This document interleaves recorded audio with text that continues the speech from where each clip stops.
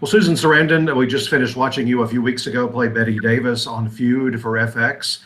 What, as an actress for quite a few years, what was the perception of Bette Davis within among your peer group, even before you took the role?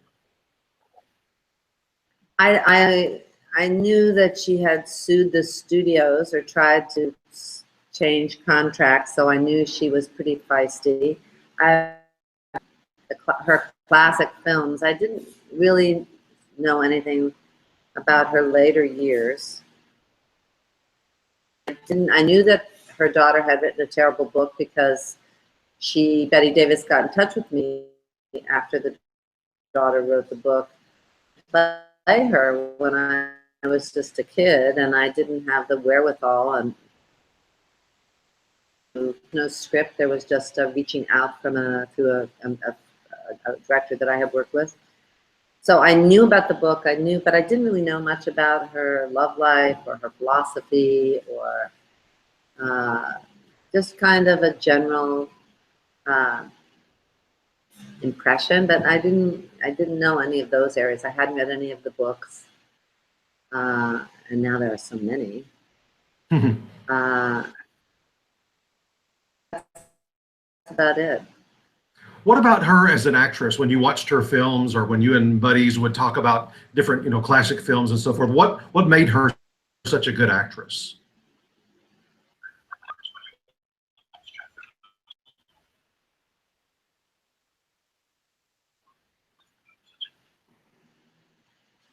She considered herself a character actor. It was made very clear to her that she was not a beauty pretty early on.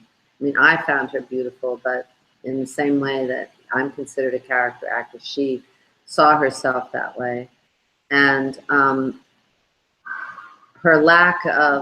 seeming lack of vanity, is very raw performances. So much of her reputation and her advancement in her career came about because she played parts that nobody else wanted and did them in a just a very well, she would change the way she looked. It wasn't necessarily attractive, and sometimes the people themselves were not attractive in the way that they acted. So she didn't mind playing ugly people or mean people or women who were desperate or murderous, or she just bit into it and went crazy with it. And so I kind of related to that, and that intrigued me. And then as time went on in preparation for this, there was so much to find in her TV interviews. She went on so many talk shows through different periods in her life, especially toward the end. And well, I guess they didn't really exist when she was starting out. And that gave me real insight into her philosophy and her TV persona and her this kind of rough gal that she played later on, which I found pretty interesting. She's definitely an actress, a lady that had very specific look, very specific mannerisms, rhythms to the way she walked and moved and acted. When along the way did you feel like, okay, I've got this now? Oh, it took a long, I don't know if I ever felt that. When Ryan asked me to do it, and we'd been having talks about it when it was first a film. So we'd been talking for a number of years, and then it became more interesting to me when it went into the series, because I felt that 2 hours just seemed like a kind of a one joke relationship. They were bitching at each other, but once he put it in 8 hours, then there was a context to it that made it much more interesting. But I was terrified, and I remained fairly terrified for, I'd say, at least a good 5 or 6 weeks. It just felt overwhelming because so many people know that exaggerated version of her. she was very pleased that she was imitated by so many people. But it definitely, when you look at the original films where those lines were from, it wasn't as exaggerated as, you know, the female impersonators did in their acts, and that she became famous for it. That kind of became a caricature of what she was really like. So my question was, how do you make this person live for the audience now? You know, not just saying, oh, that's Bette Davis, but how do you involve them in this story now, as if it's the first time that you're seeing, you know, this person, and it just seemed like a overwhelming task, especially because the first episodes, you know, had so much of just Jessica and I. So I said, and we didn't get scripts ahead of time, really. They were coming in as we were filming, and so there wasn't a lot of lead time to work on it. And I just said to Ryan, I have to have somebody there to be listening and to tell me when I'm off, because the cadence is so difficult, because she's so idiosyncratic, and she stresses the weirdest words and sentences. And so in an attempt to make it real, you know, I didn't want to lose who she was. And he said, don't worry, we'll have somebody there. And I asked for Tim Monick, who I've worked with a number of times, and he's just the best. And he came, and so I would have it on my little phone, and I would, you know, of course, listen to it at night. And then if we had rewrites, hopefully he was there to help if we got new dialogue. And so I just listened faithfully to it all the time, going through scenes. And I have to say, one of the things I'm most proud of is really getting to the point where I was having fun, because I always do have fun, but this was harder.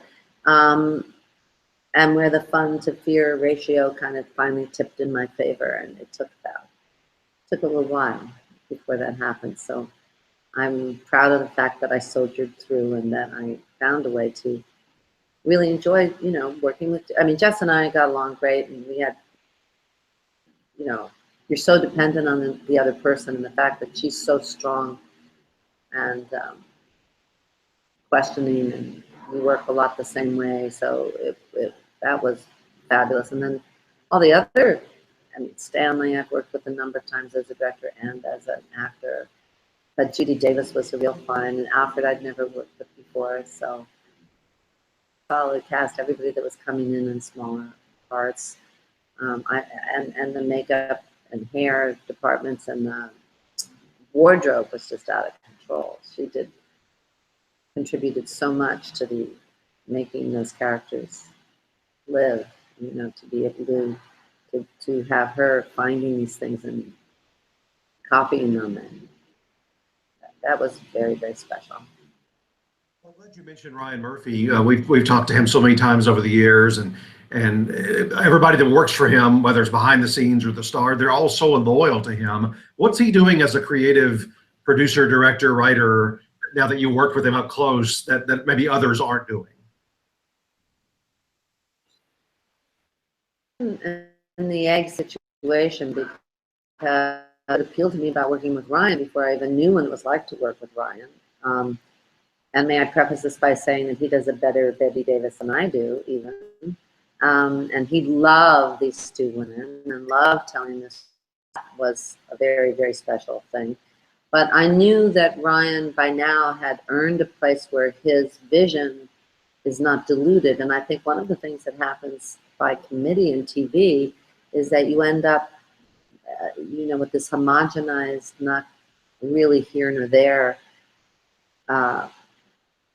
productions. And with Ryan, plus he has a team that's been going together for a long time, so they really have a way of working. He's like a little cottage industry. And he is very detail oriented, and he has, you know, definitely has a vision. And I think that's something that really sets him aside. He's very funny. I think he loves women. He certainly loved these women. And you can tell by how many people stick by him all the time that he definitely makes you feel safe. I mean, when I told him how scared I was, he said, well, I'm scared too, but we'll just do it. And for some reason that made me feel so much better. I don't know, I'm not sure why. One of my favorite moments or episodes within this 8 hours was the Oscar ceremony that you all recreated for episode 5. You've been to many Oscar ceremonies. You've got one on your shelf there. What was it like shooting that particular episode? Well, I think that was one of Ryan's favorites. He definitely wanted to direct that one. And, you know, it was a lot of people, but it was really fun. It was fun to watch these clips, you know, because so many times we were trying to gesture, tonation, everything, repeat exactly recreate what had happened before. And I worked a lot with Catherine at that point, Catherine Zeta-Jones, and so that was really fun. And just everybody, it's always exciting when everyone gets dressed up in their gowns and all the, you know, without the pressure of actually wondering if you're going to win or lose. It was so much easier. And she was really devastated, wasn't she, that she wasn't the first actor or actress to win the third? Well, I think it's a little that for sure, but really what it was about was when was she going to get a role where she could even get a nomination again after this. At that point in the business, they thought this was a disaster, and they were washed up, and you know, it surprised everyone that it ended up making so much money. And then, of course, that became something that led to a number of other films that were hagploitation films, as they called them. So for her, it was really the scene that comes afterwards. I think it's still in. I haven't seen it, so I know some of my stuff was, but I'm pretty sure this is still in. When Olivia de Havilland says, "Oh, you know, you'll get another shot," and she goes, "Yeah, with what? With what role? With what?" Upset her was that she knew real opportunity to give her career some more years. And when she didn't win, and then of course the betrayal of, you know, this campaign to make sure she didn't win, because the columnists at that time were very, very, there were much fewer of these sources of people that gossiped, and they really could end your career. In fact, they were responsible for a lot of people being blacklisted because it wasn't diluted by, you know, what we have now, which is so many different sources of opinions and gossip and, you know, on the internet, whatever. So I think it was a double whammy of just really not just wanting 3 Oscars, which would have been great, and but this idea that this was her shot, and she would be back to playing that. So if it didn't happen now, when happened?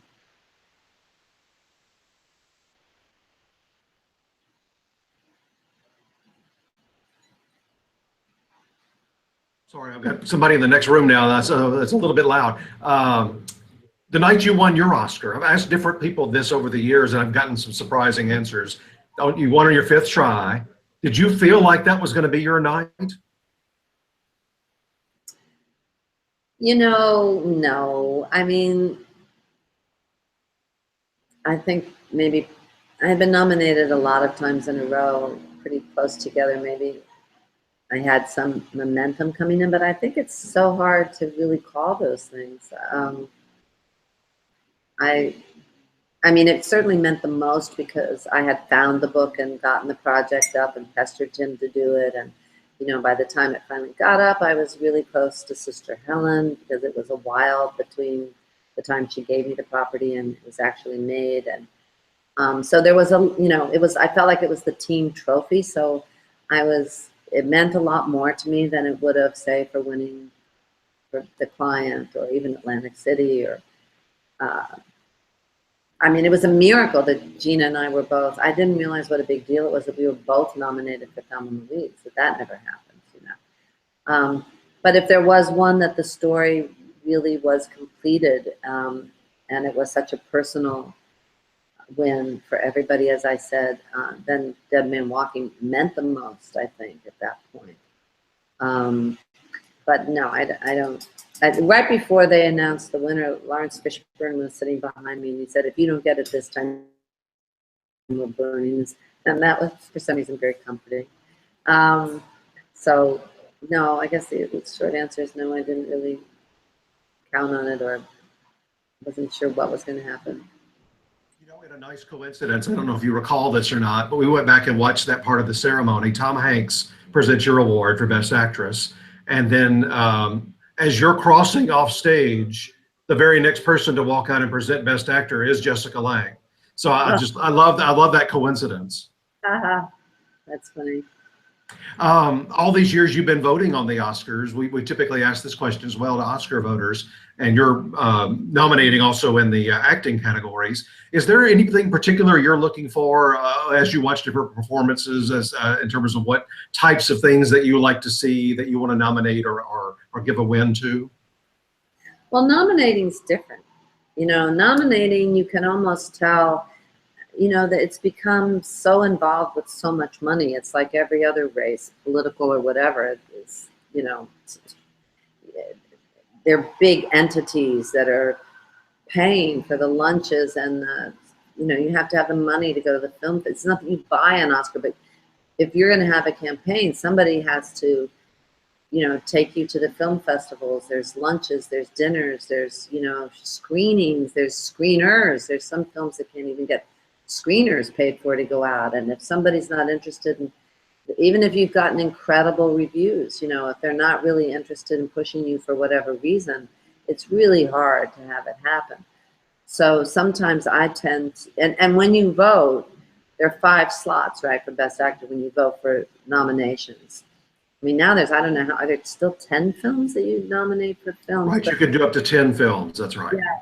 But when you vote for, when you vote for an actor to nominate, they only look at the top 1. They don't look at all, they don't count all 5. So once if you're nominating somebody and they've already gotten the number that they would need to be nominated, then they go to your second choice. So what I do is you have to nominate the least likely person of the 5 that you're really interested in first. And they started mixing them around now alphabetically, because I think they were finding that people were just filling out their forms. You know, there's thousands of these people that you're going through, male and female, and so the people, the beginning part of the alphabet were getting more votes, because by that time your 5 things are filled up. But if you don't read very carefully, you're not aware maybe that not just putting them down, it's really, you have to think about the first 2, especially who's going to be in there. So I have to say, a lot of times the people I nominate do not get nominations. You like the underdog sometimes. Underdogs in the sense that maybe, you know, Tom Hardy and Bronson, I don't know how many, you know, I'll vote for a brave performance, or a, you know, that doesn't have the machine behind them. So in that sense, maybe they're the underdog. I mean, Moonlight was a real rise of an underdog, and every now and then you'll have that happen. But then, of course, it did have, you know, Brad Pitt. And I mean, it wasn't completely out of nowhere, but I look for something that moves me, you know, that isn't just technically proficient, but something that really moves me, and that I feel was a, you know, usually a brave choice. And then you get this weird thing that also happens where there'll be 3 actors, say, that, you know, that are dividing up a film into 3 sections, and they'll put 2 in the lead actors and then 1 in the supporting, even though they all are lead. Or you have a male and a female lead, and they put the female in supporting because it's an easier category to get a nomination. And so then that pushes out people that really should be nominated in supporting because they don't have as many scenes. But you've got someone who just by gender is now seen as a supporting actor, and yet, you know, she's in the entire film with the male actor, but she's in supporting. So, I mean, it's not science. And I think that that's maybe what makes it so interesting, is that you can't predict what's going to happen. So good to hear somebody like you talk about this, because this is what we do as nerds on this website all day long, talking about these kind of awards things. Just a couple of final questions. Of all the movies you've done, if you meet somebody for the first time at a party or out on the street or something, is there a particular movie or two that people most want to talk about? I mean, I'm so blessed or lucky, however you want to say it, because I think there's people that know one part of my career and have no interest in another part. You know, maybe I'm always shocked when some young guy comes up and says, I watched, you know, Dead Man Walking 4 times, because that's a hard film to get through. And I don't think of that as something that you would watch over and over. There are people who've seen the Rocky Horror Show who I'm sure haven't seen Dead Man Walking, or, you know, people that love some obscure film that they found on video that really never had a huge response. But it's very hard to predict, because now that you can see so much is available after the fact, you know, that people still are coming up to me about Anywhere But Here, which never really or Jeff Who Lives at Home. I just found this movie of yours and it was so great. And those are 2 films that just basically got dropped. The Meddler is now on airplanes and things, and that people love that movie. And, you know, that wasn't really pushed in any way. And so it's nice that these films can be found later. And, but I can't predict when or people from other countries who have one that they really love. Stepmom seems to be something that even, you know, people who were 12 when it came out, little girls that were 12 still love it. I always love it when a guy comes over and says, I love Stepmom because I love guys that can cry. And so I'm like, oh, but it's a little embarrassing if someone says, and this has happened to me, oh, I watch White Palace every night before I go to bed. And I'm like, ooh, maybe that is a little much for us to be now face to face with my kids in an arcade, you know what I'm saying? But they're all different. They're so different. You've had a very diverse career. I can't wait until we see you in Ray Donovan. That's been a big Emmy player in recent years. Hank Azaria won the guest acting Emmy last summer. So you're Liev Schreiber, John Voight. That's just a wonderful crew there. With Liev, which is my storyline. I'm the head of. I guess I can say I'm the head of a studio. So I get to dress up pretty. I'm introducing jumpsuits. I'm starting a jumpsuit nation. I'm just trying to wear jumpsuits all the time. But I get to look pretty good. And of course I have a secret. And of course I have need of the fixer. And then I guess our lives will, I'm not sure exactly everything that's going to happen, but it's fun. It's been really fun. Well, you're having an amazing year. We always enjoy seeing you on screen, and good luck with hoping to see you on that Emmy ballot later this summer. Oh, thank you. I hope so too.